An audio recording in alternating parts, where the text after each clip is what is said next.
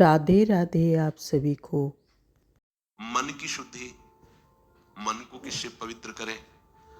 तो जब मन विषय भोगों का चिंतन करता है तो अपवित्र हो जाता है, और विषय भोगों का चिंतन त्याग करके भगवत चिंतन करते हैं तो पवित्र हो जाता है। ये 6 प्रकार की शुद्धि उपासक के जीवन में अत्यंत आवश्यक है। मन की शुद्धि, मन से शरीर का चिंतन करना, शरीर संबंधियों का चिंतन करना, भोगों का चिंतन करना, ये मन की अशुद्धि है। आपका मन तब तक अशुद्ध माना जाएगा जब तक वो किसी शरीर का, किसी भोग का, किसी इंद्रियजन संयोग का चिंतन करता है। पवित्र मन में ये चिंतन हो ही नहीं सकता। अब हमको मन पवित्र करना है तो ये अपवित्रता को रोकना होगा हमें। ये जो अपवित्रता चिंतन के द्वारा हम अंदर अपने मन में डालते हैं, भोगों का चिंतन, शरीरों का चिंतन, राग द्वेष का चिंतन, ये हमारे मन को अपवित्र करती है। और मन जब तक पवित्र नहीं होगा तब तक प्रियालाल में नहीं लगेगा। मन की अपवित्रता हर समय हमको जलाती रहती है और मन की पवित्रता हर समय शीतलता प्रदान करती है। और भगवत चरणारविंद की प्रीति निर्मल मन में उदय होती है। निर्मल मन, पवित्र मन। तो हमें भगवत चिंतन करके इसको पवित्र करना है। मन को निरंतर भगवत चिंतन, विषय चिंतन न होने पावे, शरीर चिंतन, शरीर संबंधी चिंतन, ये छोड़ना होगा। भगवत प्राप्ति करनी है तो अपने प्राण प्यारे युगल सरकार का नाम रूप लीला धाम, उनके प्रेमी जन, इन्हीं का चिंतन हो तो मन शुद्ध हो जाता है। दूसरा, वाणी की शुद्धि। जो उपासक वाणी से लीला गायन करता है, नाम जप करता है, नाम गायन करता है, भक्तों के चरित्रों का गायन करता है और मधुर भाषण करता है, ये सेवक जी का आदेश है। किसी से भी संभाषण करें तो रुक्ष भाव नहीं होना चाहिए, परुख वचन नहीं होने चाहिए। परुख वचन कबहू न कहे, ऐसे मनो पूछत रीति भभूकत धावत, मतलब उसको पश्चाताप हो कि मैंने इससे क्यों बात कर लिया, वो खुद दुखी है और अपने को भी दुख पहुंचे, ऐसा संभाषण कभी नहीं करना चाहिए। हंस बोले बहुमान दे, किसी से भी बात करें तो ऐसा लगना चाहिए कि हम किसी वैष्णव से बात की है, उसको लगना चाहिए कि हम भगवत पार्षद से बात, श्री जी के निज जनों से हमने बात की, उसका हृदय शीतल होना चाहिए। बार बार उसको लगा, अहो भाग्य, मुझे इनसे संभाषण करने का सौभाग्य मिला। वाणी में कर्कशता, परुखता, असत्यता, ये वाणी की अपवित्रता है। संसार की वार्ता, भोगों की वार्ता, नाना प्रकार के प्रपंच की वार्ता, ये वाणी की अपवित्रता है। भगवान नाम जप, मंत्र जप, नाम कीर्तन, वाणी जी का गायन, संतों के चरित्रों का गायन, ये या प्रभु के विषय में परस्पर चर्चा, ये वाणी की पवित्रता है। मन की पवित्रता और वाणी की पवित्रता। फिर अन्न की पवित्रता। तो अन्न शुद्धि गृहस्थों के लिए अपनी धर्म के द्वारा कमाई का ही प्रयोग करें, अपनी कमाई का। अगर वो धाम आदि, तीर्थ आदि कहीं भी जाता है तो किसी का कोई भी प्रतिग्रह ना ले। प्रतिग्रह माने दान होता है, कुछ भी। जैसे परिक्रमा में नहीं, कचौड़ी पकौड़ी बट रही है, हलवा बट रहा है, और आप गृहस्थी हो, आए हो वृंदावन परिक्रमा, ले लिया, दो नाव खा लिया, तो करने क्या आए हो या क्या करने आए हो? गंवाने आए हो या कमाने आए हो? भाई तीर्थों में, धाम में तो जाया जाता है अपना तप, भजन, सुकृत बढ़ाने के लिए। यदि आप गृहस्थ हैं तो चाहे जैसी परिस्थिति हो, दूसरों का खाना स्वीकार ना करें, दूसरों के पदार्थों की तरफ दृष्टि मत रखें। अगर आप यहाँ दान पुण्य से आए हुए पदार्थों को, वस्त्रों को या अन्य चीजों को स्वीकार करते हैं और आप गृहस्थ हैं, आपके पास गृहस्थ की कमाई है, तो वो फिर आपके सुकृतों को गिराएगा। अब जैसे आप किसी संत महापुरुष के आश्रित हो गए हैं तो अब आप गृहस्थ नहीं रहे, अब आप आश्रित जन हैं। अब वो प्रसाद स्वरूप आपको मांगना नहीं है, वो प्रसाद स्वरूप आपको वस्त्र दे देते हैं या प्रसाद दे देते हैं, भोजन दे देते हैं। तो वहां फिर हमारी ये बात नहीं चलेगी कि हम गृहस्थ नहीं, वहां हम शरणागत हैं, उनके बच्चे हैं, हमारा जीवन अब उनके लिए समर्पित है। अब ये हमारे परिवार, प्रियालाल, उनके निज जन, उनके। लेकिन आप बाहर से यहाँ सुकृत के लिए आए हैं 2-4 दिन के लिए, तीर्थ यात्रा भाव से, धाम आदि, तो कभी भी किसी का कुछ भी स्वीकार न करें। कोशिश कीजिए कि पानी भी अपने पैसे से ही पीजिए, फिर देखो आपको लाभ मिलता है कि नहीं। धाम में बाहरी गृहस्थ जन जैसे आवे तो उनको चाहिए कि ठाकुर के मंदिर के प्रसाद के सिवा कुछ भी बाहरी चीज ना ले। अगर आप ऐसे चलो और दैन्य भाव से रहें और यहाँ कोई पापाचरण गृहस्थ धर्म वाला ना करें, क्योंकि आप कमाने के लिए आए हैं, सुकृत आप कृपा प्राप्त करने के लिए आए। हर समय तो आप यहाँ रह नहीं रहे हैं, 2-4-10 दिन के लिए आए, तो बहुत सावधान। यहाँ ऐसी धारणा ना करें कि चलो मनोरंजन के लिए हम आए और यहाँ ऐसे रहकर और ऐसे सांसारिक कार्य करें, तो आप समझो यहाँ का अपराध वज्र का लीक हो जाएगा, क्योंकि आप बाहर से आए हुए हैं। और जो यही रह रहे हैं, अपने प्राण समर्पित कर दिए हैं, तो वृंदावन उनके लिए जैसे माँ की गोद में बालक शौच कर दे तो माँ ही साफ करती है, ऐसे ही वृंदावन प्रभाव सुन अपनो ही गुण देत, जैसे बालक मलिन को मात को, वो उसके लिए कानून ये नियम नहीं लागू होगा, उसके लिए वृंदावन का पर्सनल नियम कृपा का लागू होगा। 4 दिन के लिए आए हो तो बहुत होश से, ये धाम है, किसी का खाओ पियो मत, भगवत प्रसाद के सिवा खूब नाम जप करो, वाणी पाठ करो, सोहनी लगाओ। अगर आपके पास 10-5 रुपए ही हैं, दाना खरीद लो, पक्षियों को डाल दो, 2-4 बंदरों को डाल दो, किसी एक साधु को भिक्षा, ये तुम स्वयं किसी का प्रतिग्रह न लो। गृहस्थ धर्म के अनुसार अपने मेहनत से की हुई धर्म की कमाई से आप दूसरों को भी सुख दीजिए, और खुद आपके पास ऐसा पैसा नहीं, कोई बात नहीं, आप कष्ट पूर्वक 2-3 दिन वृंदावन वास कीजिए, कुछ चना चबेना चबाकर, या उपवास ही करोगे तो मर तो नहीं जाओगे ना। और अगर 2-3 दिन 2 रात्रि 3 रात्रि रह के वापस हो गए, किसी का कोई अपराध नहीं ये अमोघ हो जाए, इतना ही आपको यमराजपुरी नहीं जाने देगा, यमपुरी नहीं जाने देगा, इतना ही आपको बचा लेगा। आए यहाँ मनमानी आचरण, दूसरों को आप देखकर उन पर दोष दर्शन, तो गड़बड़ हो जाएगा। ये पक्का समझो, धाम है। तो गृहस्थ की अन्न शुद्धि सत कमाई से। ये जो हम सोचते हैं कि अगर हम बेईमानी, अधर्म, हिंसा, चोरी आदि करके धन ले लेंगे और सुखी हो जाएंगे, बिल्कुल बिल्कुल गलत बात। ये सोच ही आपका नाश कर देगी, ये सोच ही आपको जीवन भर अशांति प्रदान करेगी। एक घटना बताते हैं। एक गरीब घर की लड़की दूसरों के घर में पोछा लगाने की उसको सेवा मिली। धनी मानी लोग ऐसे रख लेते हैं, तो वो पूरे घर को पोछा लगाना, सफाई करना, तो सब धीरे धीरे जब कई वर्ष पुराना कोई सेवक हो जाता है तो उससे छुपाव खत्म हो जाता है। वो अलमारियों को देखा कि बहुत स्वर्ण है, पैसा ऐसा, और उसने किसी पुरुष से मित्रता कर ली। और उस पुरुष ने कहा कि हम तुम्हें ब्याह करके बहुत अच्छी व्यवस्था में रखेंगे, पर इतना धन हम कहां से लाएंगे। वो चुप रहे। उसने कहा धन तो जहां काम करती बहुत है वहां, तो उसने कहा अगर तुम सहयोग करो तो हमारे दोस्त हैं, मिल करके वहां चोरी कर लें। तो ठीक है। समय निश्चित हो गया, क्योंकि वो अधिक समय सेवा में रहती, तो सबको पता है कब कौन कहां कैसे, पूरा पक्का करके, और चोरों को अंदर खोल करके, उसका मित्र भी और उसके वो 4 चोर भी उसके साथ अंदर गए।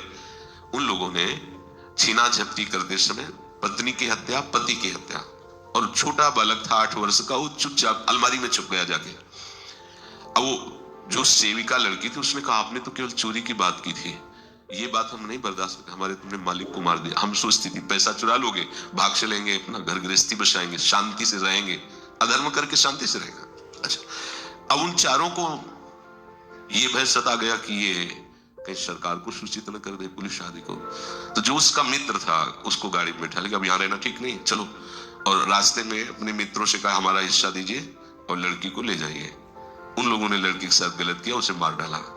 इसके बाद जब घर में ये बात खुली तो बच्चे ने सब बता दी, वो काम करने वाले, उसकी भी जब 100 मिली तो वो जानकारी की, चारों वो जेल गए, लड़की की मृत्यु हुई। कौन शांति से रह पाया? अधर्म के द्वारा कोई शांति से रह पाता है? नाश, केवल नाश। सच्ची मानिएगा, केवल नाश। शब्द याद कर लो, 100 रुपया भी अधर्म का आएगा तो 1 लाख तुम्हारे चौपट कर देगा। ये मत समझो कि 1 लाख और 100 हो गए, भाई 100 आया है ना तो तुम्हें 100 करके जाएगा, तुम्हें श्मशान बना देगा। पहले के लोग डरते थे, हमने गांव में देखा है, जैसे भूल से उनके पास 10 रुपया गिनती में ज्यादा आ गए तो कहते थे पानी तभी पिएंगे जब 10 वापस कर आएंगे। उनके पास जाते हो, राम राम भैया, ये तुम्हारे 10 रुपया ज्यादा गिनती में आ गए।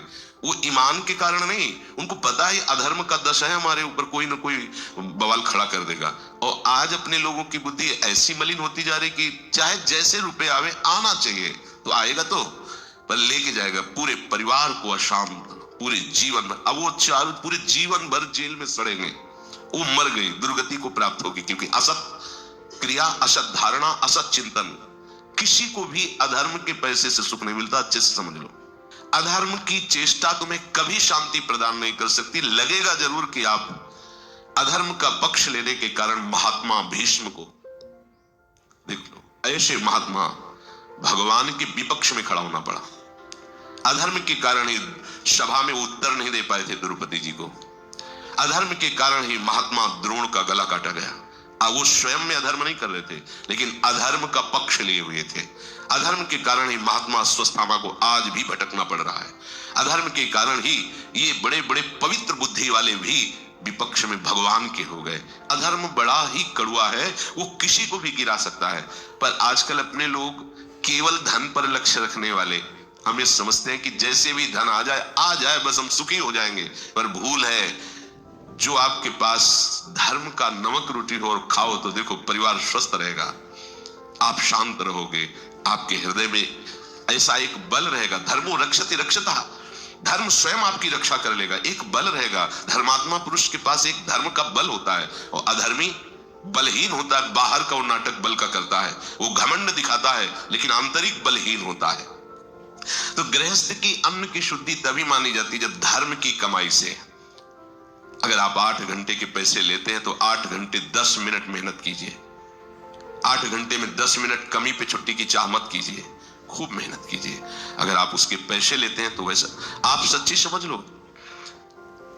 आप अगर किसी से भी थोड़ी भी बेईमानी करेंगे तो वो बेईमानी आपको अपने ही परिवार में चुभने वाला काम पैदा कर देगी। देख लेना, पुत्र अगर सही मार्ग से चलता है तो पिता का हृदय शीतल होता है।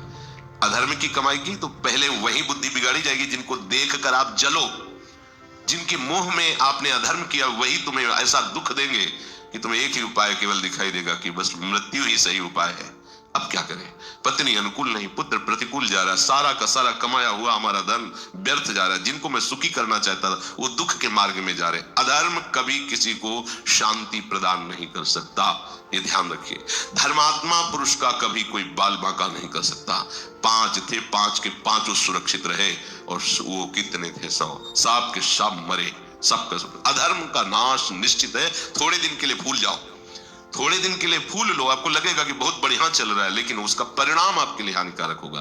भजन करने वाले गृहस्थ को पवित्र कमाई पर ध्यान देना चाहिए।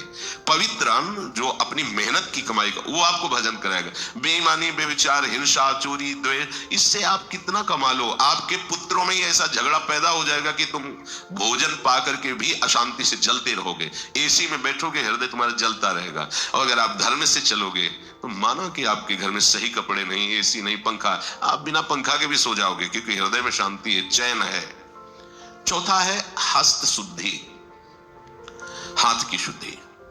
इन हाथों से किसी को कष्ट देना, इन हाथों से चोरी करना, इन हाथों से गंदे आचरणों में प्रयोग करना, ये हाथों की अपवित्रता होती है। इन हाथों से दूसरों का मंगल करने के लिए, भगवत सेवा के लिए या संत सेवा के लिए ये जो हाथ उठते हैं, ये पवित्रता होती है, हस्त पवित्रता होती है। जितना भागवतिक कर्म करोगे या भगवत भाव से किसी की भी सेवा करोगे तो आपके हाथ, सेवा से हाथ पवित्र होते हैं। किसी भी जीव की सेवा, भगवत भाव से की हुई सेवा भगवान की प्राप्ति करा देती है। किसी भी जीव की सेवा भगवत भाव से कर सकते हो, क्योंकि सब जगह भगवान विराजमान है। जब इन हाथों से गंदे आचरण करते हो, गंदी क्रियाएं, हिंसा, चोरी आदि, तो तुम्हारे हाथ अपवित्र हो जाते हैं। और जब आप भगवत सेवा, साधु सेवा, धर्म पूर्वक चेष्टाएं, तो आपके हाथ पवित्र। हस्त शुद्धि। फिर कच्छ शुद्धि, ये बहुत आवश्यक है, जिसका कोई परिचय भी नहीं जानना चाहता। नरसिंह मेहता जी कह रहे हैं, काछ बाच मन निश्चल राखे, धनी धनी जननी तेरी रे, भड़ नरसैया दर्शन पावा। बोले बड़े भाग्य हैं जो मुझे ऐसे महात्मा, ऐसे महापुरुष के, ऐसे भागवत के दर्शन हो जाए, जो काछ वाच मन निश्चल राखे, जो आराध्य देव में मन निश्चल रखा, वाणी को सदैव शासन में रखा और जनेंद्री को शासन में, काछ कच्छ देश को पवित्र रखना। कच्छ शुद्धि अर्थात शुद्ध ब्रह्मचर्य, वीर की पवित्रता, जनेंद्री की पवित्रता अत्यंत आवश्यक है, चाहे गृहस्थ हो चाहे विरक्त हो। यदि आपकी जनेंद्री पवित्र है तो आपके पितरों को पिंडदान करने का अधिकारी पुत्र पैदा होगा। यदि जनेंद्री ही पवित्र नहीं है तो वर्ण संकर के द्वारा पितरों को पिंडदान नहीं होता है, वो केवल नाटक होता है। जनेंद्री की शुद्धि अत्यंत आवश्यक है, चाहे गृहस्थ हो, चाहे विरक्त हो, चाहे स्त्री हो, चाहे पुरुष हो, इस पर कोई विचार ही नहीं करता है। आज ऐसे मनमानी सिद्धांतों को हृदय में धारण किया जाता है जिसकी कहीं भी किसी भी तरह से कोई भी ऐसा लक्षण नहीं दिखाई देता जिसमें मंगल हो, सुख हो, शांति हो, कहीं नहीं, खोजने पर भी नहीं। पर अगर ये बातें रखी जाती है, बोले पुराने जमाने की बातें हैं तो साधु महात्मा या इससे ही बोलेंगे, ऐसा नहीं। आपकी जनेंद्री पवित्र है तो आपकी गृहस्थी में भगवान का भक्त पैदा होगा।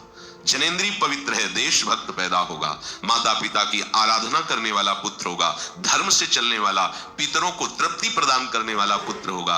और अगर आपकी जनेंद्री पवित्र नहीं, व्यभिचार दोष से युक्त है, तो वर्ण संकर संतान होगी जो तुम्हें भी पीटेगी और पितरों को तो कहीं एक चुल्लू जल भी नहीं पहुंचेगा, क्योंकि है ही नहीं उनके पितृपक्ष में, वो है ही नहीं उनकी कुल परंपरा में। और दोष से युक्त जनेंद्री वाला कभी भी निष्काम नहीं हो सकता। ध्यान रखना, ये जो गृहस्थी में ब्याह आदि करके गृहस्थ धर्म के प्रयोग का विधान है, उसमें एक गुप्त रहस्य है। वो एक दिन निष्काम हो जाएगा, काम विजयी हो जाएगा। एक पत्नीव्रत, एक पतिव्रत वाला एक दिन उसी गृहस्थी में रहते हुए निष्काम हो जाएगा, एक दिन वो काम रहित हो जाएगा। ध्यान, ये भगवत विधान से, जो शास्त्र विधान से चलता है, इसका परिणाम होता है राग रहित होना। वो अत्यंत आसक्त बीच में दिखाई देगा, क्योंकि प्रथम वो संयम से चला है तो अंतिम उसका संयम में ही जाके उतार होगा, वो बैरागी हो जाएगा। भले गृहस्थ में रह रहा है, भेष भले बैरागी नहीं, लेकिन वो विषय बैरागी हो जाएगा। अगर हमारा ये रसेंद्री और जनेंद्री जनित ही क्रीड़ा चलती रही तो इस मनुष्य देह की सार्थकता क्या है। इसलिए जनेंद्री को पवित्र रखना, ब्रह्मचर्य युक्त होना अत्यंत अनिवार्य है, चाहे गृहस्थ हो, चाहे विरक्त हो। शरीर और मन, बुद्धि और स्वभाव तीनों को पवित्र करने में बहुत बड़ा योग ब्रह्मचर्य का होता है। दिनचर्या परिपक्व नियम से, ठीक समय से, ये ब्रह्मचर्य की क्षमता होती है। निरंतर भगवत चिंतन करने पर तुम्हारे न तो माथे पे दर्द होगा, न तुम्हें कोई परेशानी महसूस होगी, ये ब्रह्मचर्य की ताकत से होगा। अगर ब्रह्मचर्य आपके अंदर नहीं तो कमर में दर्द, माथे में दर्द, चक्कर आना, घुटने दर्द करना, बिना प्रयास के वीर्यपात हो जाना, नाना प्रकार से हमारे मन में भय सताना, नाना प्रकार से हमारे हृदय में अशांति पैदा हो जाना, ये सब ब्रह्मचर्यहीनता से आते हैं। ध्यान रखना, एक बहुत बड़ी सामर्थ्य है ब्रह्मचर्य, और इसे भगवान की आराधना से ही रोका जाता है। गृहस्थ हो तो पति पत्नी मिल करके, दोनों सलाह करके जितना अंतराय कर सको अच्छा है। नहीं कर पाओगे तो पाप नहीं बनेगा, क्योंकि वो गृहस्थ धर्म से युक्त है। भगवत आदेश का पालन करने वाला संसार राग का त्यागी हो जाता है, चाहे वो जितना भी वर्तमान में भोगी दिखाई दे रहा हो। इसीलिए पांचवा भजन करने वाले के लिए कच्च शुद्धि रखा गया है। वील की रक्षा, शुद्ध ब्रह्मचर्य, व्यभिचार दोष से अपने को बचाना।